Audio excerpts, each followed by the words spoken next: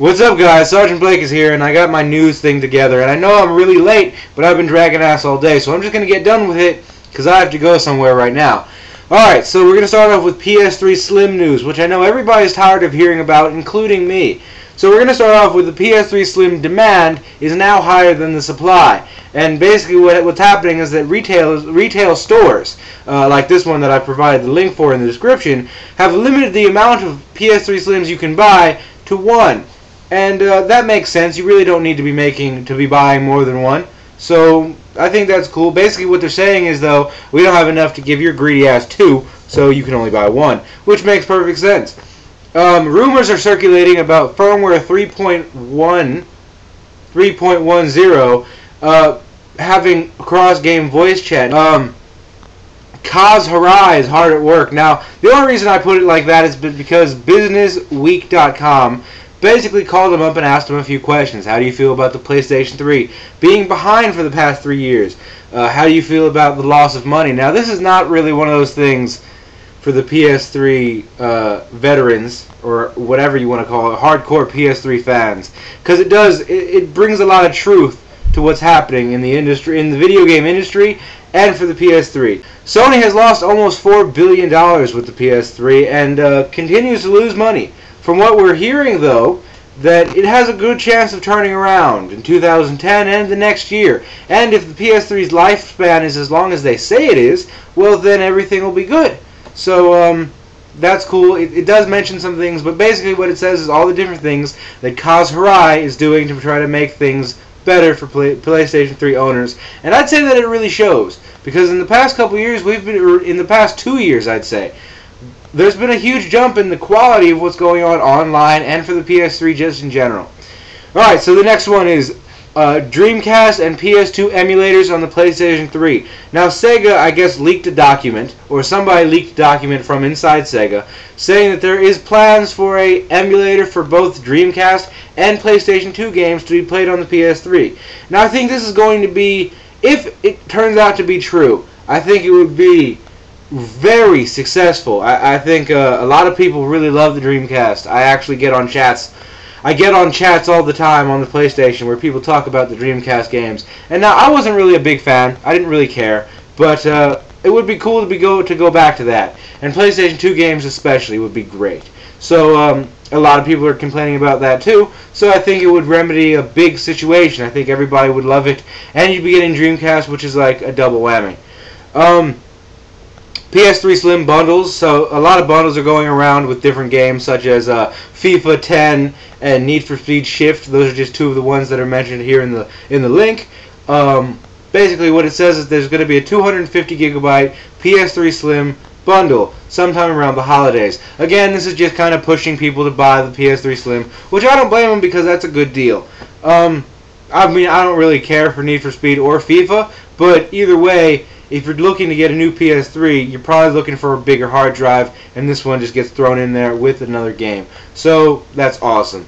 Uncharted 2 movie cast. Now, this is a suggested link, just basically a bunch of people got together and said these guys would make great cast members. And I think that it's pretty spot on. I wouldn't really agree with the guy who plays Nathan Drake, but it only includes 3 people. Atok Navarro, who is the bad guy, or who turns out to be the antagonist in Uncharted, who they said Benjamin Bratt, which I think would be awesome because I love Benjamin Bratt. They also talked about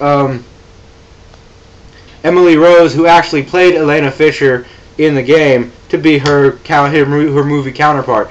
Not only do they look alike, but she is the voice of Elena Fisher, so I could see it working pretty well.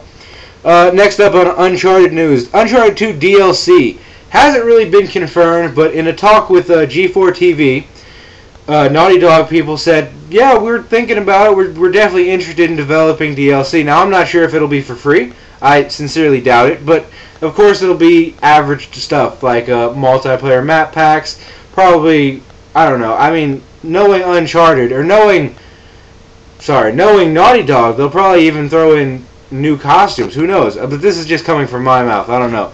But they have said that they're thinking about DLC for Uncharted. Kojima and the Rubik's Cube controller. Apparently, when Hideo Kojima was designing or was developing Metal Gear Solid 4, he was also thinking of new ways to use the PlayStation controllers.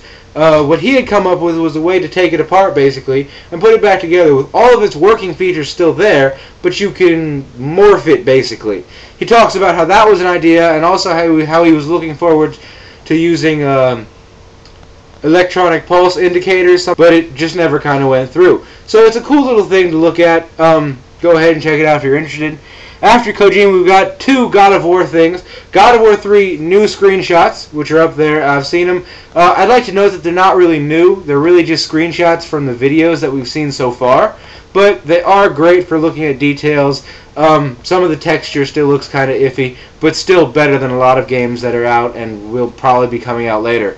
I'm still excited about God of War. I love God of War. Next one on the God of War list is that, oh, and this is big, the God of War 3 demo has been confirmed to be in the God of War 3 double pack, or the God of War 1 and 2 double pack this Christmas. So for $40 now, you're getting God of War 1 and 2 with trophy support and at 720p, and a God of War 3 demo.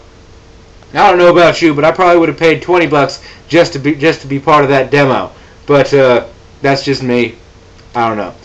Alright, so next we've got Halo Reach Preview. I found it to be quite intriguing. They talk about the new technology that will be going into Halo, Halo Reach more specifically, and all the things that they aim to change and all the things that they aim to keep the same. Also in Halo news, the ODST price drop. Apparently Amazon.com is now offering Halo ODST for $50, $50.99 or so. I think that's awesome because, one, I did get to play Halo ODST yesterday, and for the first 10 minutes of it I was like, this is awesome, it's so cool. And then for the rest of the time I was like, this shit is boring because the campaign sucks. The first 5 minutes of it or so are very epic, and the rest of it is just kind of lame. Firefight, however, is very interesting and a lot of fun. I would, if I had my Xbox and they put Firefight out on DLC for maybe $20, $15, I would definitely consider buying it.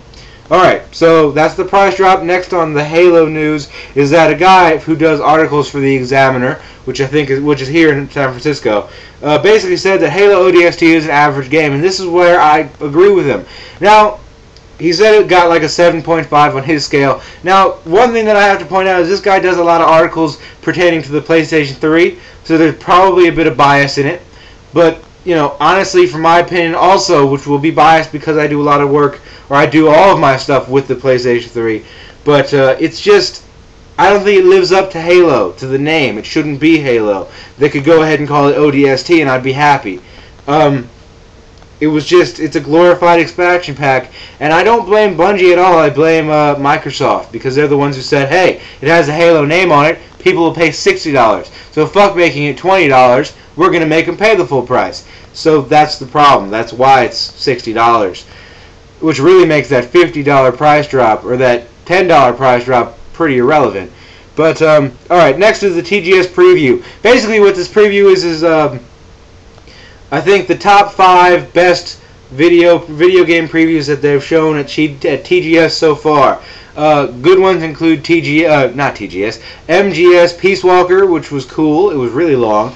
The Last Guardian, Splinter Cell Conviction, Lost Planet, and I forgot what the other one was, but it was also really cool. I wish we had Splinter Cell Conviction coming to the PlayStation, because I actually really do like Splinter Cell. Alright, next up, Modern Warfare 2, 10 minutes of multiplayer action. Now, I don't like Modern Warfare, but I know that a lot of people do. So if you want to check out this 10 minutes of video game footage, it's shot from a camera looking at a TV screen. So it's not the best quality, but it is pretty cool to look at. I checked out some of it, and then I went on about my business. But go ahead, check it out. The link is in the description. Crackdown 2 screenshots. I never liked Crackdown, but if you're interested in it, again, worth checking out. Screenshots are in the description. But that's it for the news. I have got to get going. I know that this video ran on way too long, so I'm going to edit it as fast as I can and get it up to you. See you guys Tuesday or Thursday. I think I have something to talk about on Tuesday, but that's it. Alright guys, talk to you later. Bye. Oh, sorry, my phone is ringing. Hold on. Hello? Hi, babe.